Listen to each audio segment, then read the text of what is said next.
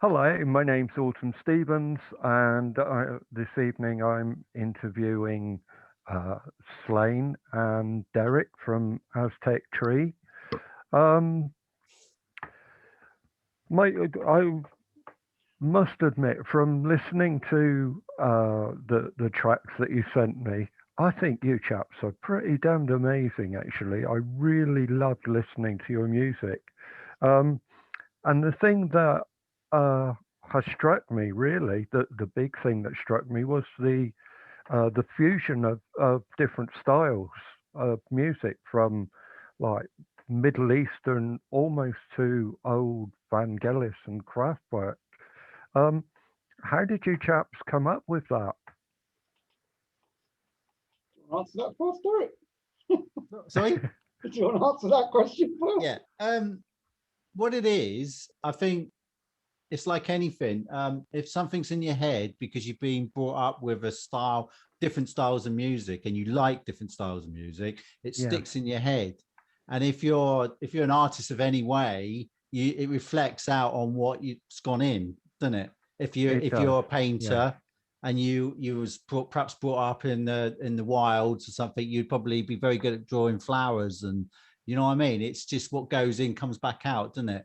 So yeah, it's a yeah, fusion because I like so many styles of music. So I Um, think that's what it yeah, is. for me, yeah, I've known Derek pretty much all my life, really, and I Derek pretty much. And Derek was friends with my brother going right back, and then we became friends and did started making music Yeah. a long time ago. But we've always had a very similar ethos on music and Yeah. political culture as well. I mean, we've both. I mean, not everything, but we've always been into like new wave and reggae and ska and stuff like that. And we've always loved bands like the Police and the Cure.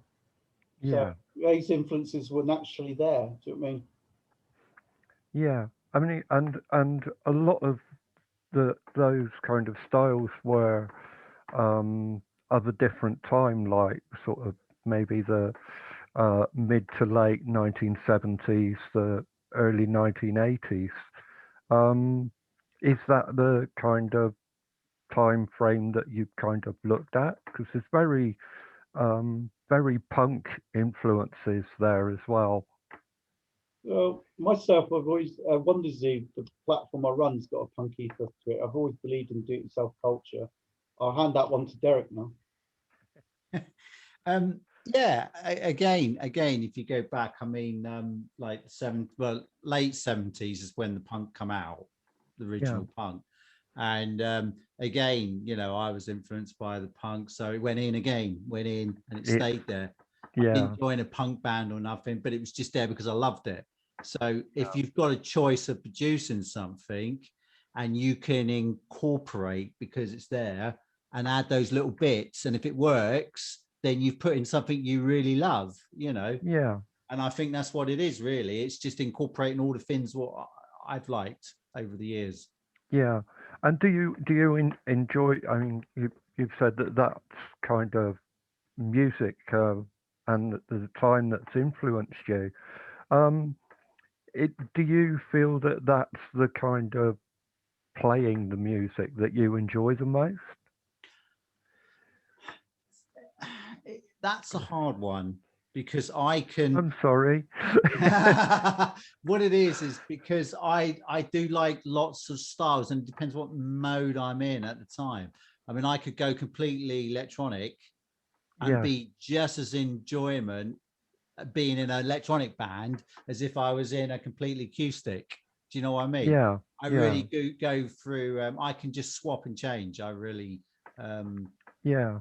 yeah, And that shows in the music. I mean, some of the notes that I've got here is like um, the way that you seem to flawlessly move from like a Middle Eastern kind of flavor to sort of jazz punk, jazz funk, yeah, and then um, almost into like Romany sort of folk with like penny whistle type thing. yeah, It's yeah. the transition between those styles are sort of fairly flawless.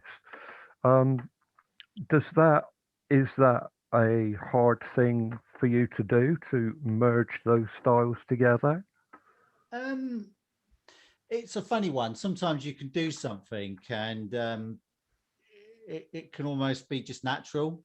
Yeah, But other times, I think it depends. If you're told you've got to do something, it probably wouldn't work. If you said, right, yeah, put a reggae and put a folk, I want a reggae folk, do it now, I probably couldn't do it. yeah, It's just got to come out. It's weird. I don't know. I can't really yeah. explain it really. So it's kind of going with the flow at that moment. That's Yeah, the right thing to do. I yeah, mean, um, and the like with the lyrics, the lyrics when I was listening, that it was people like Billy Bragg and those kind of people that just suddenly flew out in, you know, I've I've I've got a message to get out there. Is that kind of the sort of thing that you were aiming for in the lyrics for those songs? um, I only sing a little bit of lyrics. That's really down to Phil and Pete. Really, does all the that side of Yeah, Well, the lyrics. on the lyrics side, well, I'm a performance poet anyway, so yeah, I've always been influenced. Funny enough, I met Billy Bragg. Funny enough, Oh, did you? yeah, and so it's funny you said about Billy Bragg. So I would say Billy Bragg's definitely been an influence. But bands like the Levelers, I mean, Derek's seen the Levelers with me. I'd say yeah, really bands like the Levelers or the Pogues or the Water Boys and bands like that, which have got a punk but a folk element. That yeah, thing that I've always been influenced in. But I've always been influenced by poets like William Blake or William Burroughs and stuff like that. And I've always, John Cooper Clarke and stuff like that. So yeah, all that's really, I'm always interested in like, and Derek's the same really, even in the music he creates. It's that I don't really want to sing about sandwiches and pineapples. Do you know what I mean? yeah, I'd yeah, rather sing something that's a bit got a meaning to it to me. And yeah, same as the music, really. The music's got meaning to it. And in the same way, you can in the same way with the levelers, you can dance to the levelers and you can listen to the lyrics, but at the same time, you can have fun to it. And I think it's like, I mean, I was really influenced by bands like Crass growing up. The trouble with Crass, it's so like in your face and hardcore, it's impossible to really like dance to it or have fun to it. It's great and it's really great, but what Derek yeah, does in a sense is that we create fun to it. So you can dance to it, don't really care about lyrics if you don't want to, or you can listen to the lyrics and care about the lyrics. It's up to you. True. That's very yeah, true. Actually, gives you a choice. Yeah. Yeah, that's up to you. yeah, And I've Yeah. always wanted to be like fun, but got something, a message. Do you know what I mean? The two. Do you know what I mean? yeah. I mean, that definitely showed up. I mean, in the sense of the lyrics are there, but the music as well. The music on its own, you can. I mean, I was seriously bouncing around my living room. I've got to admit, um, but the how can I say it? Yeah, the lyrics are there, and from listening to what you were saying, it actually means something, particularly in these times. But for people that may not listen to the the lyrics um, like that, the music certainly makes up for that in the different styles, in the changes in that way, really. Um, so where is Aztec Tree going? Well, I think I, originally we were recording, we had some ideas to get some shows off the ground, then COVID hit, didn't it? And then the world stopped. And now we're all stuck here on I Zoom mean, still. will we see you at Glastonbury if there's one in a couple of years' time? You know that.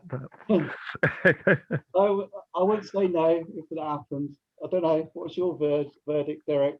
It would be interesting, I suppose, to do. Yeah, it'd be small stage or something, wouldn't it? One day, you Yeah, never and we know. have Phil, the other member. He's like, he's got some, he's roaded before. I'll get this right, Derek, if I've got this wrong. He's roaded before for a lot of Mancunian bands, and he in the indie Right. scene. Okay. Yeah.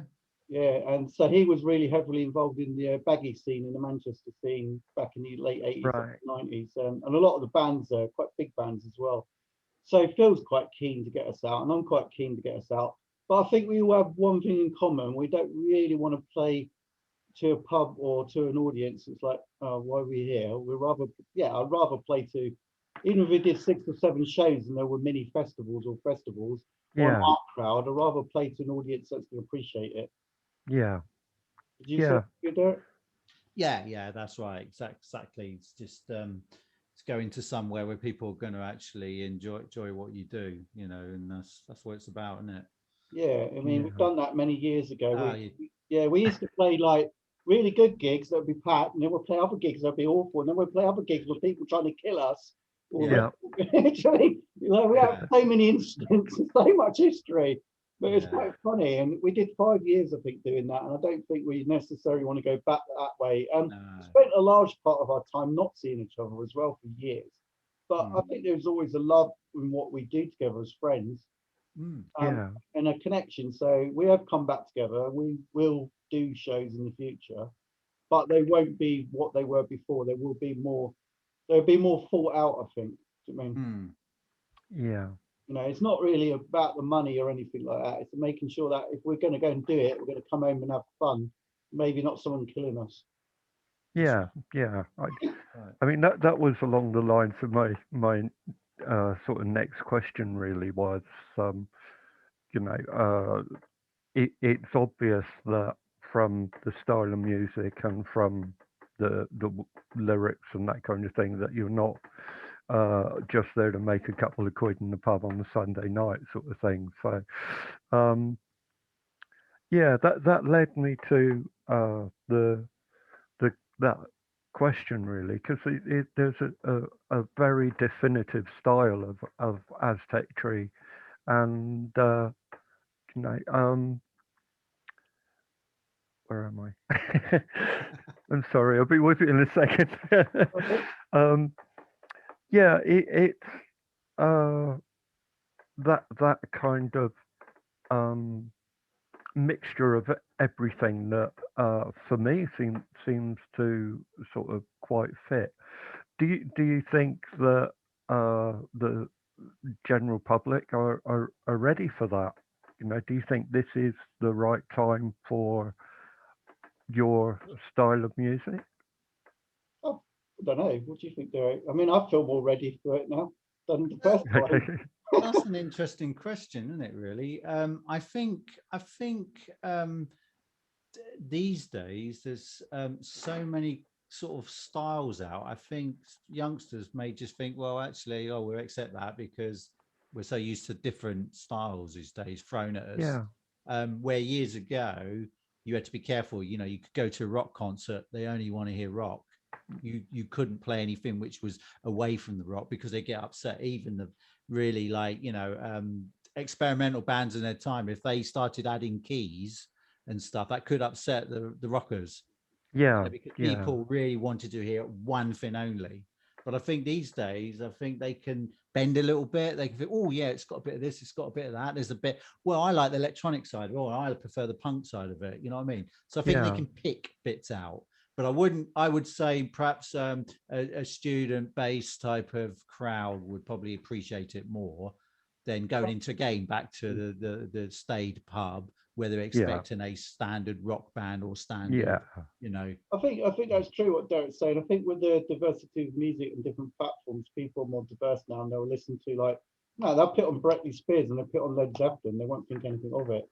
You know what I mean? Yeah. But I do think it's true. I mean, we had lots of experiences where we played venues where we played to the right audience, and then we'll play another venue, and it'll be like, why are we here? And it would be like some guy trying to hoover once behind the bar. That was hilarious. Yeah. Another gig I remembered when the guy turned around and said, "Oh, I didn't know you were playing reggae." And it's like, all right. And it was really racist incident, but not going much into it more than that. And I was a lot more what's the word? Punchy in those days. And I said a lot more like, no, yeah, I used to like Derek would say, I'd be a bit more like unpredictable at times.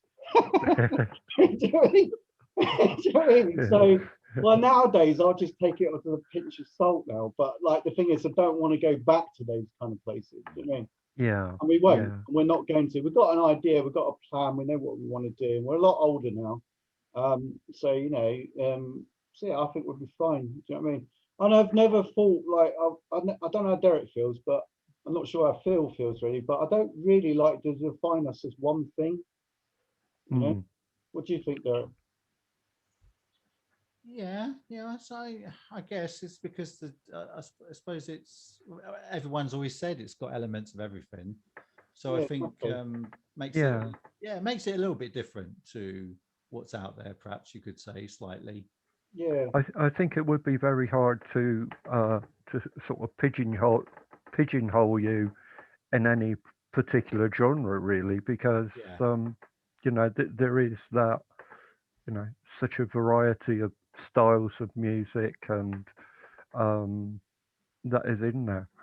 Um, the thing that I've just thought of is that your music is the kind of music that my younger daughter would listen to, in the sense that she's will listen to Elvis songs and seem to know all the words, but know absolutely nothing in the charts at the moment because it's so damn boring, as she mm, says. mm, Um, so I do quite understand that that idea of the fusion of styles, and as you say, that uh, that is something different, where from what I've heard at the moment, music seems to be, like my daughter says, pretty damn boring, really, in stagnant. terms of the charts. Mm. Very, very kind of sterile and little lovey-dovey songs. How do you feel about that? Do you I the think the there's way good. that music is going at the moment? I think there's good music in every decade, person. I mean, I've got some modern music. I mean, I love bands like Google Badella and stuff like that. But I think you know. So I wouldn't like to say there's one. I mean, for me personally, I'm probably more like Derek. Probably 70, late 70s, early 80s is what I like best. But I Yeah, also like a lot of the 90s stuff. But doesn't mean I don't like stuff that might be out today. There is bands today I like. You know, yeah. what do you How think? about yourself, Derek? Yeah, I mean, you could listen to all the charts, and probably there's about two or three songs what do stand out as being perhaps because the artist has not been influenced too much by the record company, and they perhaps got enough money they can go, no, I'm going to sing it my way, and so that song might just stand out as being slightly different to the mainstream stuff. But apart from that, that most of it is controlled by record companies. That's the Well, trouble. it always has Yeah, been, though, isn't it? If you It think has about it, really, yeah, yeah. it always has been. I mean, we've had Yeah, genres and eras in music that's changed things like ska, reggae, whatever. And yeah, right now, you could argue is grime. I mean, I'm not into it myself, but I love the concept of grime. That it's kids on the street making music, writing poetry, and putting a record out there. And yeah, that's in a sense is punk in itself. yeah, yeah. I mean, that goes back to like the punk days of where you get you know three or four people together, pick up an instrument and then learn to play it as they go along. That kind of Mm. independence and free thought, um, which with things like the reality kind of music things, where they like you get good singers like Adele and that kind of people. But how do you feel about the idea that you can just go on a television show and become a kind of a pop star rather than serving the apprenticeship and actually going out and playing the music, really? yeah. Right, okay. Basically, I think it's disgraceful because years ago they worked at it from nothing. They may have had two people in a pub what liked them. They go back, they may have 10 people. They worked very hard for years and years, sometimes Yeah, getting a fan base. They deserve what they get. The modern ones, people just go, I'm into music. Oh, have you ever sung to anyone? No, I sing in the bathroom, but I want to be a star right now on yeah, TV, and everyone must love me now. And they've worked for, they don't deserve it. They've really got to no, start from basics. If they really love music, then they should be out there in a band or doing something and working their way up. I yeah, agree in a sense with Derek on that way because we got like COVID's not out with more music venues going under, but prior to this, we had 50% of music venues gone. And part of the reason you got those music venues gone because there isn't enough bands actually homing their skills, going into pubs and playing. You know, and that's an element of it. And I was reading Bruce Dickinson from Iron Maiden recently, and he was talking about how like himself or bands like Iron Maiden or Dire Straits or whatever the band is, they would be years playing before they ever even got a record deal. Do you know what I mean? Yeah, Building up and learning the skills. There is a skill to learn to perform, you know, that you definitely. can't get just by peeing on a TV station. And then you've got to go and pee in front of an audience. Well, where, you know, you can't, it's not an easy thing to do. So there is a skill all the way through that process. You know, I'm not saying that you don't get some novelty records that come out and hit the charts, but I don't generally think they last that long because people No, like it when there's someone to follow and a fan base. People like that, and I don't think that ever really will change personally. no. I mean, the thing for me, sort of like in my youth in Plymouth, I mean, I guess my friend group and we would be out 3 or 4 times a week to different pubs, listening to the different, different songs, different music, different bands, sort of doing that. Um, but now that there seems to be maybe 2 or 3 places that I would consider going to. Do you think that that is limiting for like younger bands or bands to serve their time almost, as Flane was saying there? Do you think there should be um, more places available for bands to play? Well, I personally think so. Yeah. What do you think, Derek? Yeah, I mean, you've got a lot of artists what have got sitting on millions of pounds. They should be going, right, why don't I open a little venue and actually run it? Not be Yeah, there, but just put the money in for yeah, new talent. What does it take for someone like Sting or someone like that to throw a few thousand, well, maybe 10,000 a year to run this little place for people locally to go in and do their bit every week, yeah, But there showcase. are, I agree with Derek, but there are some people that quietly, you know, Levelers put on their festival every year. Levelers do, They, yeah, yeah, yeah, every yeah. year they put on that festival. And if you look at the acts, they put on 50% of the acts of brand new bands. yeah. Are they? They put on a lot of older acts to sell the festival, but they also are actually, if you look at it, it's true. They have more newer acts at Beautiful Days than any other festival in the UK. So they put their money in, and that's good. And I like to see more of that. Yeah, And Yeah, that to me is true socialism and it's true anarchy. Do you know what I mean?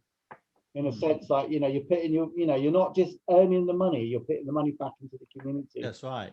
And that's yeah, something like I'm trying to do in a sense with Wonder Zoo, and I have that ethos with Derek. And I don't really work with people, to be honest, that don't have that ethos. yeah. You know, I mean, the big thing, you know, that I've noticed is like you have the old, well-established bands, but they're kind of disappearing. They're just not there. Um, do you think that sort of more modern bands and that would be able to fill that void of like that the older bands have actually created?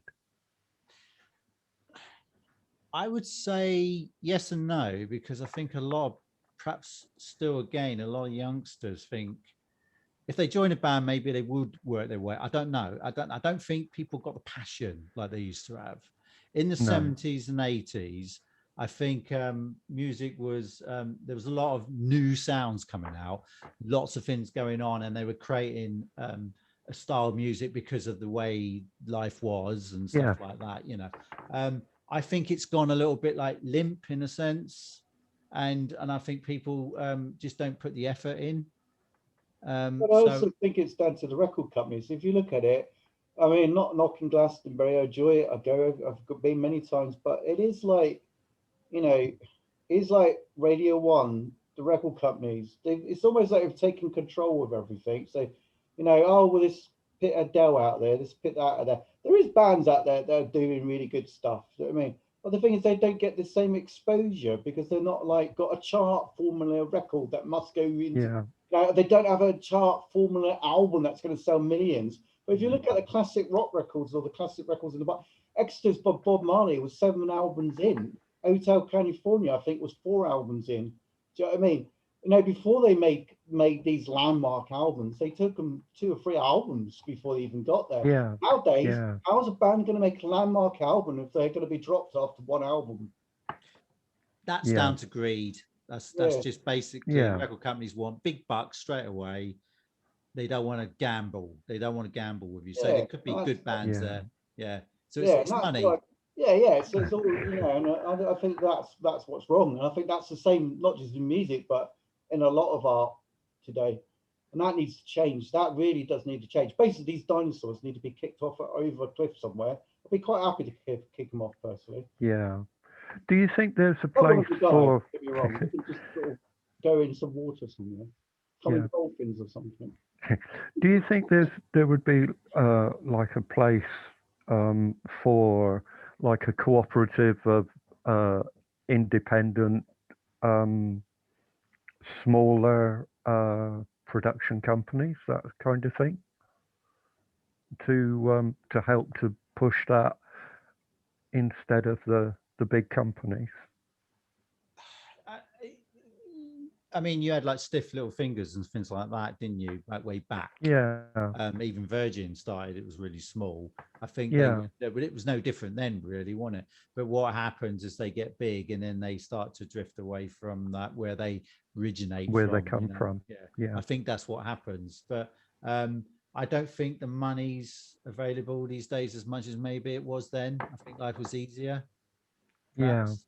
And people just don't want to splash out. They just don't want to put their, I think that could be half the problem, really. But it would be a good idea if they all did say, well, let's chip in and get something as a collective going. But usually when it starts off good, it always starts to get, and if it does get good and it grows, it starts to become like a big record company. And they lose where they come from again. It always merges into that. They lose their contact with what's going on. That's what happens. Yeah. Okay. Well, that's the trouble, really, isn't it? Because you get the cottage industry agree, and then a couple of years later, it's something else. There's nothing like the original, is it? Suddenly, like, what happened? I think finally the big question for me is that dear Uncle Boris is trying to get us out of this lockdown COVID situation. How do you think like bands or like yourself are going to actually come out of that? I think it's going to be very hard because as time goes on, I think the pubs, say there was 50 in an area, I think probably in a few months' time when they actually reopen, there's going to be 20 or 10. It's going to be right across England. I think the venues are going to be very, very, very skinny to where to go. And also because they've had no proper income, the last thing they're going to do is think, oh, let's splash out and give a few £100 to a band. They're going to think, hold on a minute, we just about got our beer in to sell, so maybe some bands are going to have to adjust themselves and go, let's go in for a few quid just to get and see it. And if the crowds start coming in and the band and the punter starts to make money, the pub makes money, then we can up a little bit of income, and stuff like that. You've got to work together, haven't you? I mean, you need both sides to actually make the whole thing work, don't you? Really? I'm with Derek on that. I think the longer it goes on for a start, festivals, there's going to be a lot of festivals that are not going to come back for a start. But then it does leave room, I think, in the long run for people to be inventive. And so one of the things that might happen, I think that's hit that on the nail, is that some groups, some bands, and it's always almost like a throwback to the past in a sense, will start working more collaboratively together. and maybe that's the future for now. And also patience as well, because we got a lot more rehearsal to do yet, and a few more songs to make up before we get out there again. And we will get out there again, but for us right now, there is nowhere to play. Let's face it. You know what I mean? And I don't expect it to much change over the next few months. And it seems like Boris Johnson cares everything about everything and the arts. And much as it's great throwing money at theatres to keep giant theatres open, but what is that really doing for the small grassroots venues? Yeah. Are they Yeah. really going to be here, or we're going to just see the giant theatres? Yeah. So, And that's the and truth. that reflects back on people like yourself to either play there or promote the music that you write, really, I guess. Maybe we'll come and play in your front room for them. Sorry. We'll come and play in your front room when this is over. There's not that much room actually, but I'll make the coffee. I don't know how we're doing for time actually. I've just really been enjoying right, this. I've got to admit. It's all right. It's fine. It's 9:33 actually. Yeah. Oh right. Oh well. I think it's long enough actually. I've got to go anyway, but it's been very interesting anyway. Thanks. Yeah. Thank you, Derek. Yeah. Autumn, thank you for the questions and stuff. Appreciate it.